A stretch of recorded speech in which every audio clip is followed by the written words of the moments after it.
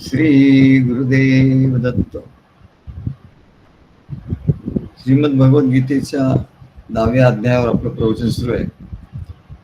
आजचा हा 30वा श्लोक आहे. त्याचा पूर्वार्ध आपण बघितला होता मागच्या वेळेला. आता त्याचं दुसरी ओळ आहे, त्याच्यावर आपलं प्रवचन आज आपण करणार आहोत. प्रल्हादश्चास्मि दैत्यानां कालः कलयतामहं मृगाणां च मृगेन्द्रोऽहं वैनतेयश्च पक्षिणाम्.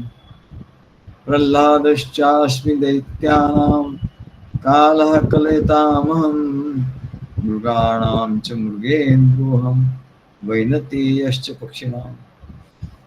मृगाणां च मृगेन्द्रोऽहं असं भगवान सांगतात. मृग म्हणजे पशु, आणि सर्व पशुमध्ये मी सिंह आहे असं भगवान सांगतात. सिंह ही माझी विभूती आहे असं भगवान सांगतात. तर सिंहामध्ये काय काय गुण आहेत की ज्यामुळे भगवंताने सिंहाला आपली विभूती असं सांगितलं. तर सिंह हा अत्यंत पराक्रमी पशु आहे. पराक्रमामध्ये तो अत्यंत श्रेष्ठ आहे. तो अत्यंत धैर्यवान आहे. कधी कुणाला घाबरत नाही, कुणाला भीत नाही. त्याला सर्व घाबरतात. आणि तो असा गुहेमध्ये एकटा राहतो. सिंह हा एकटा राहतो. तेव्हा तसं हा सिंह याचे जे गुण आहे तसेच भगवत भक्ताचे, सद्गुरूच्या भक्ताचे गुण तसेच असले पाहिजे. त्याच्याकडून ते गुण त्यांनी घेतले पाहिजे. म्हणजे जसा सिंह एकटा राहतो, अत्यंत धैर्यवान आहे, कुठल्याही ह्याच्यात तो घाबरत नाही. काही परिस्थिती आली तरी तो तसा भगवंताचा भक्त असा असतो की त्याला माहिती आहे की भगवंताचं रक्षण आपल्याला आहे, सद्गुरूचं रक्षण आहे. मंत्र आपल्याला दिलेला आहे, त्या मंत्राचा तो जप करतो, यज्ञ करतो. देवता आपल्याला मदत करतात हे त्याला एवढं माहिती असतं. आणि त्याच्यामुळे त्याला धैर्य प्राप्त होतं आणि तो कुठल्याही परिस्थितीत भीत नाही. आणि तो एकटा राहतो. नाही तर मनुष्याला कसं 4 लोकात राहायला पाहिजे, सोशलायझेशन असं. नाहीतर लोक नाव ठेवतात, 4 लोकात राहिलं नाही तर 4 लोकात मिळून मिसळून राहायला पाहिजे तो. पण भक्ताच असं नाही. भक्ता एकांतीनो मुख्य. हा भक्ता सिंहासारखा पाहिजे की त्याला एकांत प्रिय पाहिजे. कारण या जगामध्ये लोक अनेक विषयावर अनेक लोक काय काय बोलत असतात. आणि त्याच्यामुळे आपला जो वेळ आहे, आपला वेळ ते खात असतात. वेळ खाणं असं म्हणतात. आपला वेळ वाया घालवत असतो.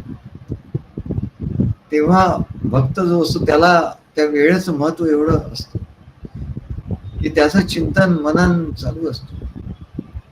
आणि त्याचा आनंद, सद्गुरूंनी जे काही त्याला ज्ञान सांगितलं असतं त्या ज्ञानाच्या आनंदामध्ये तो असतो, त्या भक्तीच्या आनंदामध्ये तो असतो. किंवा त्याला जे काही कार्यामध्ये करायला सांगितलं असतं त्याच्या व्यवधानात तो असतो. आणि त्याच्यातून तो आनंद घेत असतो. प्रेम, भक्ती, आनंद असं घेत असतो. आणि म्हणून तो नातेवाईकात, मित्रमंडळीत वगैरे असं जात नाही असं नाही. पण म्हणाल त्याच्यात तिथे जास्त वेळ तो घालवत नाही. बस काम झालं की तो निघतो. तेव्हा परमात्म्याचं एक पद आहे, नाती गोती सर्व ही असती, कुणी कुणाचे नाही जगती, जडली प्रीती देवावरती, जडली प्रीती देवावरती, अंतरातचिया पाहूया सांगूया, या देवाचे गुण गाऊया. पाहूया सद्गुरूंचं कार्य घडताय ते आपण बघूया. जिथे जिथे सद्गुरूंचं कार्य असेल, जिथे जिथे सद्गुरू आपल्याला बोलवत असतील, तिथे तिथे आपण जायचं, नाहीतर त्यांच्याशी भेटायचं, त्यांच्या बरोबर राहायचं, म्हणजे आपल्याला पाहायला मिळतं. पाहूया, पाहूया, सांगूया आणि इतरांना आपण सांगू. भक्ती म्हणजे काय हो? त्याचं गुणगायन, त्याचे बघायचं, त्याचे गुण बघायचे. आधी कार्यामध्ये सद्गुरूंचे गुण प्रकट होतात, दैवी गुण प्रकट होतात, ते बघायचं, त्यांचं कार्य बघायचं आणि ते सर्वांना सांगायचं. यालाच तर भक्ती असं म्हणतात. पाहूया, सांगूया, लोके बी भगवत गुण श्रवण कीर्तनात. भक्ती म्हणजे काय? भक्तीची व्याख्या नारद ऋषीने केली. लोकेपी भगवत गुण श्रवण कीर्तनात. लोकांमध्ये भगवंताच्या सद्गुरूंच्या गुणाचं श्रवण, एक तर श्रवण करायचं, नाही तर कीर्तन करायचं. श्रवण कीर्तनात. पाहूया, सांगूया, या देवाचे गुण गाऊया. या देवाचं गुण आपण, देवाची आपण गुण गाऊ. सुख दुःखाचे प्रसंग येती, देव कृपेने सहजते सरती. पुरते परिती देव महती, एकची वर्णाया. पाहूया, सांगूया, या देवाचे गुण गाऊया. सुख दुःखाचे प्रसंग आपल्या जीवनात येतात, सुखाचे येतात, दुःखाचे येतात, पण त्या प्रसंगामध्ये देवाची कृपा आपल्याला अनुभवाला येते. दुःखाच्या प्रसंगात ते दुःख कसं पटकन निघून जातं, आपल्याला कसं मार्ग मिळतो आणि ते दुःखाचे प्रसंग कसे निघून जातात, त्याच्यातून आपण कसं सही सलामत निघून जातो, हे जे आहे. म्हणजे सुख दुःखाचे प्रसंग येती, देव कृपेने सहजते सरती.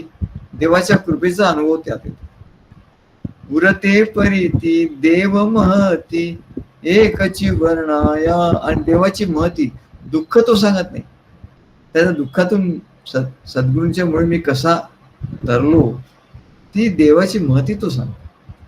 नाती गोती सर्व ही असती. सर्व असतात ना, तो काय मुद्दाम तोडत नाही. कुणी कुणाचे नाही जगती, परंतु ते आपल्या मनात तो समजून असतो काय कोणी कुणाचं नाही, म्हणजे कुणी कुणाचं होऊ शकत नाही. जडली प्रीती देवावरती, अंतरातचिया. कुणी कोणाचं होऊ शकत नाही म्हणजे नातीगोती, तर शेवटी देवच आपल्याला तारणार आहे. तो कोणाच्याही रूपाने येऊन तो मदत करणार.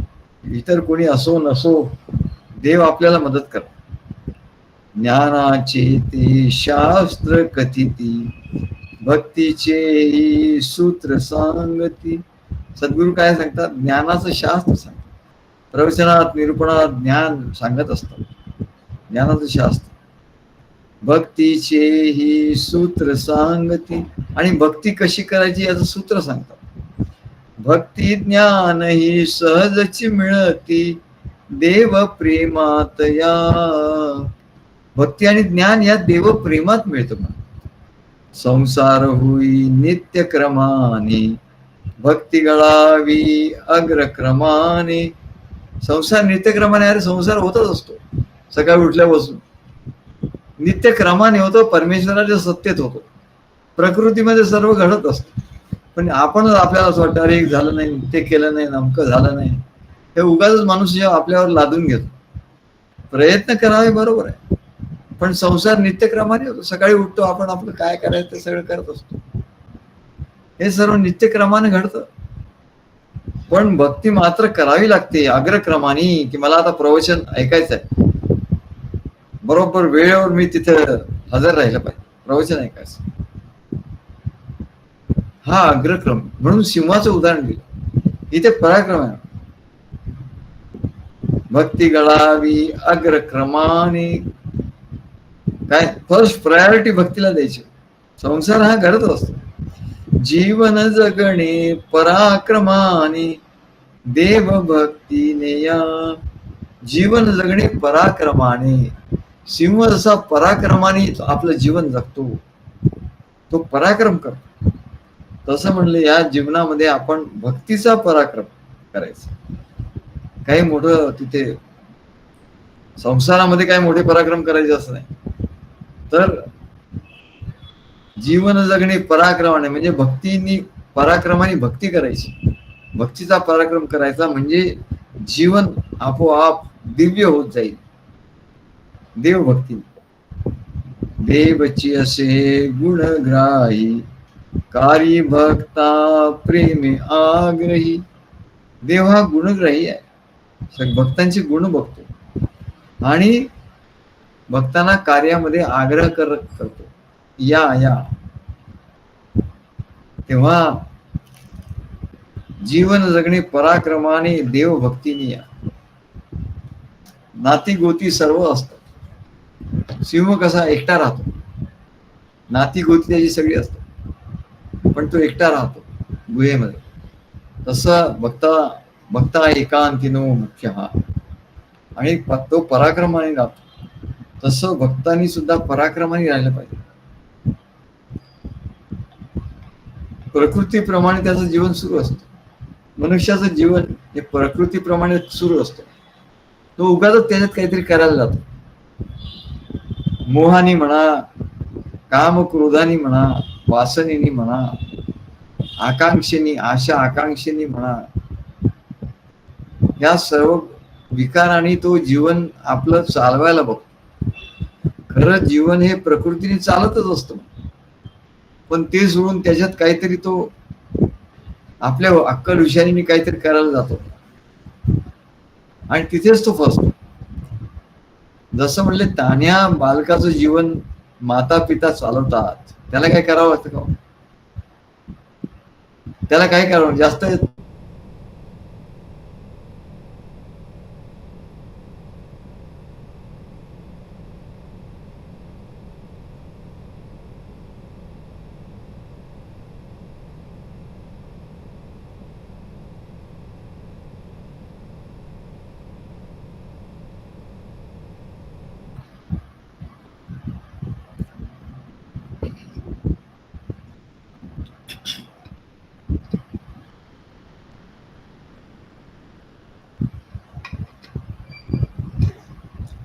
तेव्हा परमेश्वराने सगळं उपलब्ध करून ठेवलं.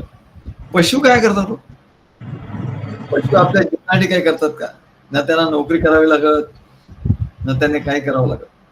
भूक लागली की ते बाहेर पडतात, बाहेर जे काही दिसेल, जे काही उपलब्ध असेल ते खातात.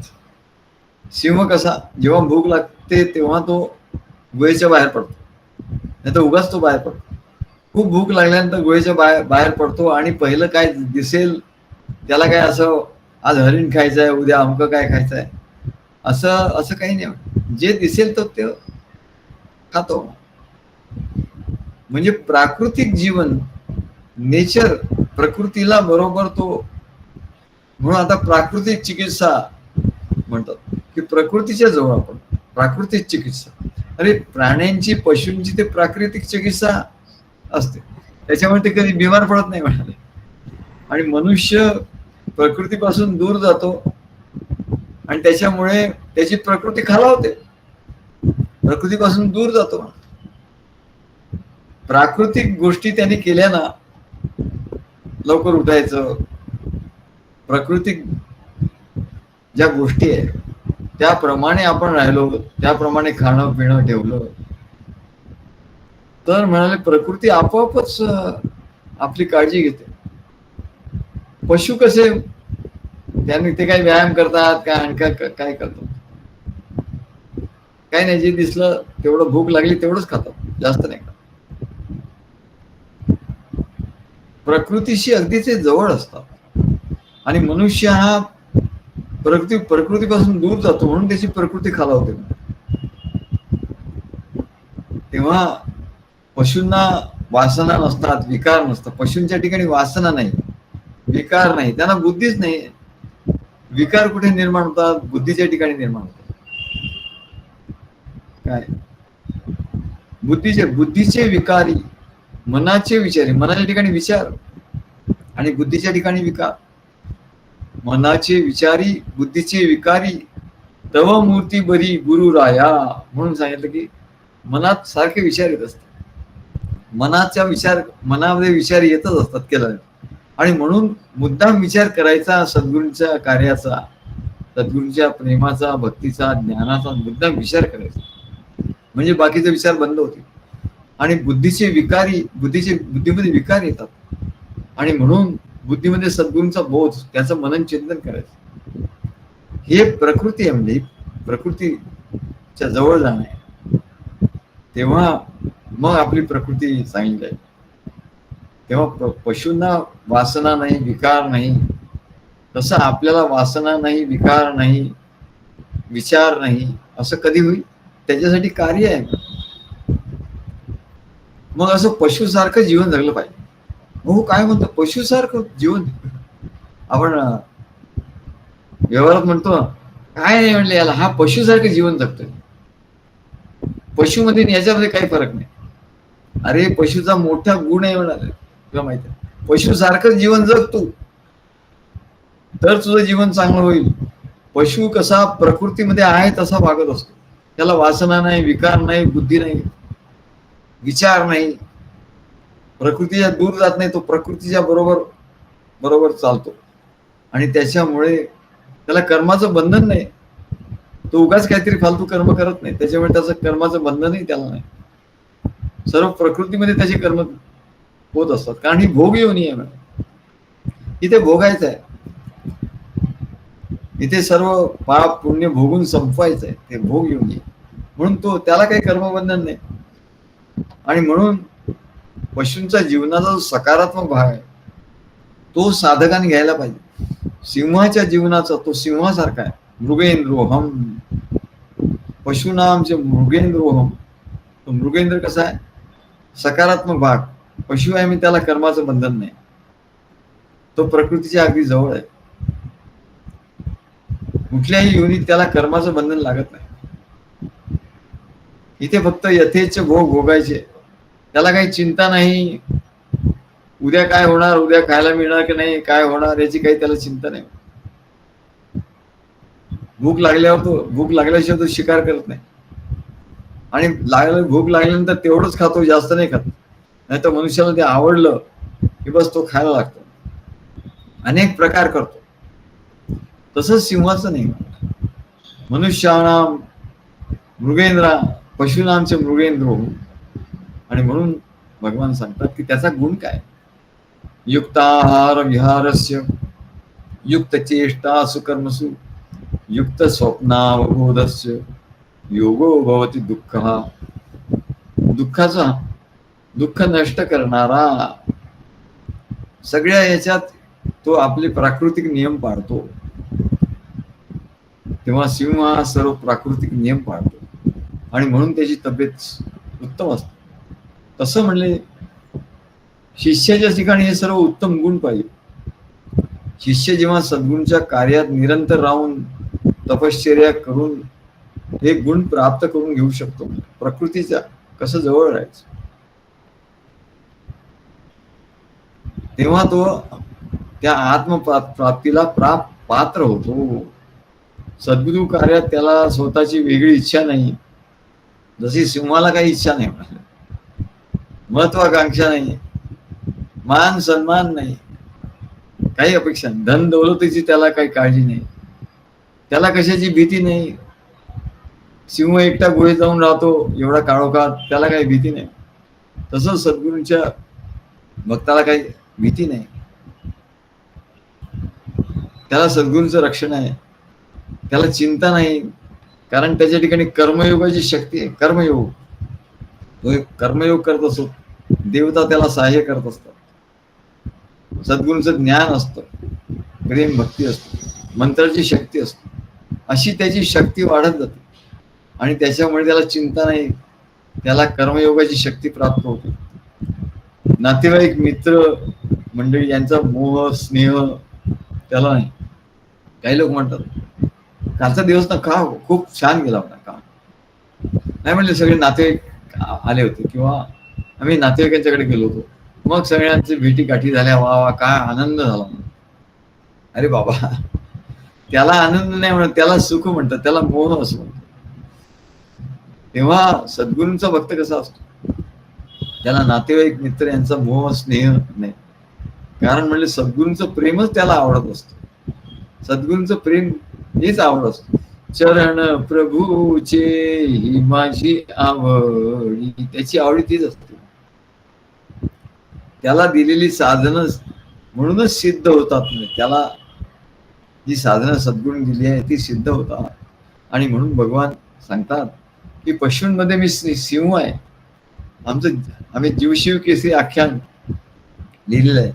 त्याच्यात सिंह आणि त्याचा बच्चा याचं फार सुंदर असं खंडकाव्य मी लिहिलेलं आहे. त्याच्यात हा विषय विस्ताराने आलेला आहे आणि फारच सुंदरपणे आलेलं आहे.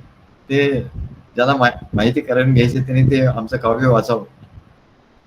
तेव्हा भगवान सांगतात प्रल्हादश्चास्मि दैत्यानां कालः कलयतामहं मृगाणां च मृगेन्द्रोऽहं वैनतेयश्च पक्षिणां मृगाणां च मृगेन्द्रोऽहं. असा पशूंमध्ये मी सिंह आहे असं भगवान सांगतात. वैनतेयश्च पक्षिणां, विनता सुत, विनता म्हणजे गरुडाची आई, तिचा सुत म्हणजे वैतनेय, वैतनेयश्च पक्षिणां, आणि पक्ष्यांमध्ये मी गरुड आहे असं भगवान सांगतात. मग त्या पक्षाची गरुडाची खासियत काय आहे, त्याचं वैशिष्ट्य काय आहे, त्याचे काय गुण आहेत की जे भक्तांनी आपण घेतले पाहिजे. भक्ताला ते गुण कसे प्राप्त होतील त्यांनी बघितलं पाहिजे. भगवान म्हणतात मी पक्षामध्ये गरुड पक्षी, कारण त्याच्या ठिकाणी काही अद्भुत वैशिष्ट्य असतात. एक म्हणजे तो गरुड पक्षीनं डोळ्यांची उघडझाप करत नाही. त्याला असे पापण्या वगैरे काही नसतात. डायरेक्ट डोळ्यातून तो मोठे असे डोळे असतात त्याचे गरुडाचे. त्याची दृष्टी ही तीक्ष्ण असते. तो डोळ्यांची उघडमीट काही करत नाही. त्याला 200-250 किलोमीटर वरून बरोबर समुद्रात मासा कुठे बरोबर दिसतो आणि तो एवढ्या स्पीडने येऊन एवढ्या गतीने येऊन त्या मासा पकडतो. एवढं त्याचं एकाग्रता, एवढी त्याची दृष्टी आणि एकाग्रता. तसं भक्ताची, शिष्याची दृष्टी, सद्गुरू काय सांगतात, काय आपल्याला करायचं आहे त्याची दृष्टी एवढी पाहिजे, याच्यातून आपल्याला काय मिळवायचं आहे. तेव्हा तो डोळ्याची उघडमीट करत नाही. त्याला त्राटक वगैरे करायची गरज नाही. योगशास्त्रामध्ये त्राटक म्हणजे पापण्या हलवायच्या नाही, त्या दिव्याकडे बघत राहायचं सारखं एकटक. पापणी नाही हल्ली पाहिजे. पण या गरुड पक्षाला तुम्ही त्राटक न करताच त्याला डोळ्याची उघडमीट होत नाही. दुसरं असं की जसं गरुडाचं डोळ्याची उघडमीट होत नाही तसं देवांच्या डोळ्यांच्या देखील पापण्याची उघडमीट होत नाही. कसं ओळखायचं देवाला, तो कोणी देव आहे की मनुष्य आहे कसं ओळखायचं. समजा देव आला आणि मनुष्याच्या वेशात आला तर त्याला कसं ओळखायचं, तर आमचे महाराज सांगायचे की म्हणले बघा त्याच्या डोळ्याकडे बघायचं आणि त्याच्या डोळ्याची उघडमीट होत नसेल, त्याच्या डोळ्याच्या पापण्या जर हलत नसतील तर तो देव आहे, देव योनीतला आहे. आणि त्याच्या डोळ्याच्या पापण्यांची उघडमीट होत असेल तर तो मनुष्य आहे आणि पापण्यांची उघडमीट होत नसेल तर तो देव आहे. असं ओळखावं म्हणले देवा. देव जेव्हा मनुष्य रूप घेऊन येतात तेव्हा त्यांना ओळखायचं असेल तर त्यांच्या डोळ्याकडे पाहावं आधी, हा देव आहे का मनुष्य. पापण्याची उघडमीट झाली तर तो मनुष्य, पापण्याची उघडमीट झाल्यानंतर तो देव, असं झाला हो. आणि म्हणून गरुडामध्ये आणि देवामध्ये तो भगवान विष्णूचं वाहन आहे, भगवान श्रीहरीचं वाहन आहे, त्याच्यामुळे तो देवच आहे. गरुडाला नमस्कार करतो. देवळामध्ये गरुड आणि हनुमान असं असतं द्वारावर, आणि तिकडे सर्व लोक त्यांना नमस्कार करतात. तेव्हा तो देवच आहे. तसा शिष्य सद्गुरूंच्या कार्यात, त्यांच्या कार्याच्या विचारात, त्याच्या ध्यासात, त्यांनी सांगितलेल्या ज्ञानाच्या मनन चिंतनात नेहमी असतो. आणि म्हणून तो चिदाकाशात विहार करत असतो. एक भूताकाश म्हणजे हे आकाश, आणि दुसरं चिदाकाश म्हणजे चित्ताचा आकाश. तेव्हा गरुड पक्षी असा आहे की तो 12,000 फूट उंचीवर उडतो. एवढा उंचीवर तो असतो, 12,000 फूट उंचीवर तो उडतो. आणि त्याचा वेग तासाला 250 किलोमीटर, 250 किलोमीटर वेगाने जातो. कार जाऊ शकत नाही म्हणले, कार जास्तीत जास्त 100-150च्या वेगाने जाईल. पण गरुड पक्षाचा वेग 250 किलोमीटर एवढा असतो, एवढा प्रचंड वेग असतो. जेव्हा म्हणाले गजेंद्र मोक्षाच्या वेळी भगवान विष्णू वैकुंठाहून त्या गजेंद्राने हाका मारल्या, आणि तो असं ते कमळ घेतला सोंडेमध्ये, आणि ते आता फेकणार वरती. भगवान विष्णूला त्यांनी सांगितलं की मी असं वरती फेकतो, तेवढ्यात तू ये म्हणा. तेव्हा भगवान वरून आले, गरुडावर बसून आले धावत. पण गरुडाचा वेग कमी पडला. त्यांना वाटलं आता गरुडाचा वेग कमी आहे, कारण ते कमल पुष्प मला घ्यायचं आहे हातात. म्हणून भगवंतानी त्या गरुडावरून उडी मारली, आणि त्याच्यापेक्षा जास्त वेगाने ते खाली आले, आणि ते कमळ वरच्यावर त्यांनी धरलं. तेव्हा म्हणाले गरुड पक्षाचं जे सामर्थ्य आहे ते भगवंताचं स्वरूप आहे. कारण सर्वांना सामर्थ्य देणारा कोण आहे? परमात्माच आहे. आणि म्हणून भगवान सांगतात प्रल्हादश्चास्मि दैत्यानां कालः कलयतामहं मृगाणां च मृगेन्द्रोऽहं वैनतेयश्च पक्षिणां. प्रल्हादश्चास्मि दैत्यानां कालः कलयतामहं मृगाणां च मृगेन्द्रोऽहं वैनतेयश्च पक्षिणां. श्री गुरुदेव दत्त.